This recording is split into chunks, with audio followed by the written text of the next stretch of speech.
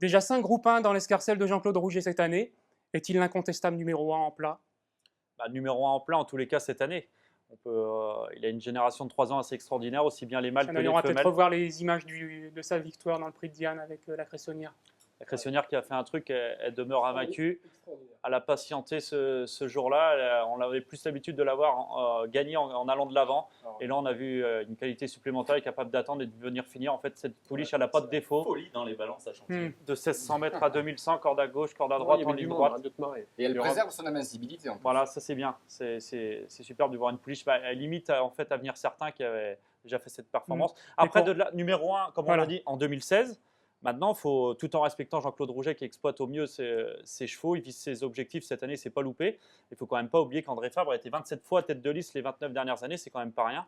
Uniquement en 2008 où Alain Darrouet-Dupré l'avait détrôné l'année de Zarkava, et en 2009 Jean-Claude Rouget qui avait été amené tête de liste au gain avec notamment déjà son doublé prix de Diane Jockey Club avec Stacelita et Le Havre. Dernières années, il doit s'en Juste souvenir, un mot, Christophe. Jean-Claude Rouget survole-t-il les débats ou profite-t-il de la débâcle des autres? Non, il est monté en puissance, Jean-Claude Rouget, c'est une réussite extraordinaire. Et puis, il faut être honnête, André Fabre cartonne moins cette année. Cette année, Jean-Claude Rouget, je crois qu'il a 4 millions d'euros de gains.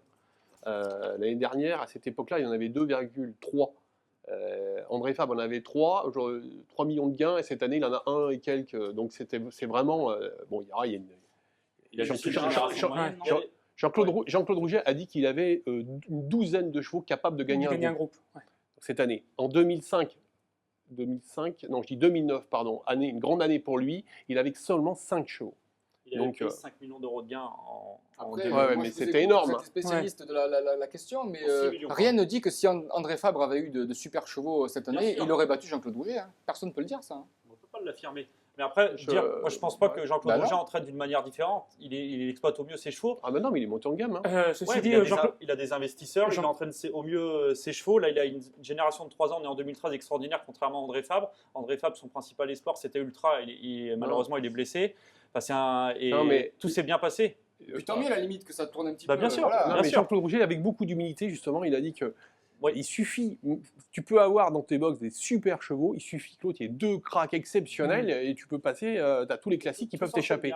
Donc ça, c'est important. Moi, Il y a le facteur réussite qui joue en plein aussi. Hein. Pour répondre quand même à la question de Fabrice, moi, je trouve que, j'ai envie de dire, j'espère que oui.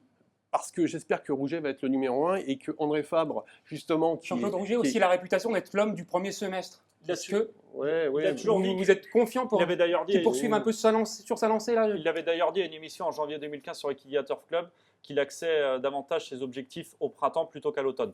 Maintenant, quand on voit la victoire de la Cressonnière, Almanzor dans le Jockey Club, on peut penser que ces chevaux-là, on espère en tous les cas qu'ils vont pouvoir briller le premier week-end d'octobre. Le problème, c'est que la Cressonnière, a priori, c'est limité, c'est sur le mile, plutôt que sur 2004, donc ça, c'est un petit peu embêtant. Vous ne pensez pas qu'il va tenter le coup sur le 2004, sur la distance classique?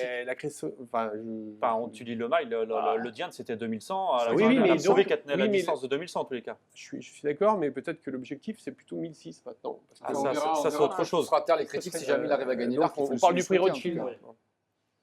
Oui, non mais moi je reviens sur ce que je voulais dire, mais c'est moi ce qui m'a vraiment plu le dimanche du prix de Diane, c'est que Jean-Claude Rouget, 35 000 selon les organisateurs, voilà. 35 000 selon les organisateurs. Police. Non mais moi j'espère surtout que quelqu'un qui joue le jeu, qui vient en conférence de presse, qui accorde des interviews. Le jeu André Fabre Fabre, la dernière fois il parle anglais, il parle très bien anglais, et puis il parle très bien. Mais là après on parle de palmarès et d'hommes, on parle pas de.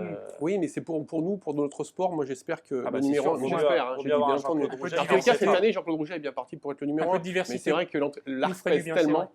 L'arc pèse tellement. C'est vrai. Voilà, l'allocation de l'arc peut tout changer. Allez, ça va être votre heure, là, je le sens. On va tout de suite enchaîner avec le thème suivant, là, les chevaux du week-end.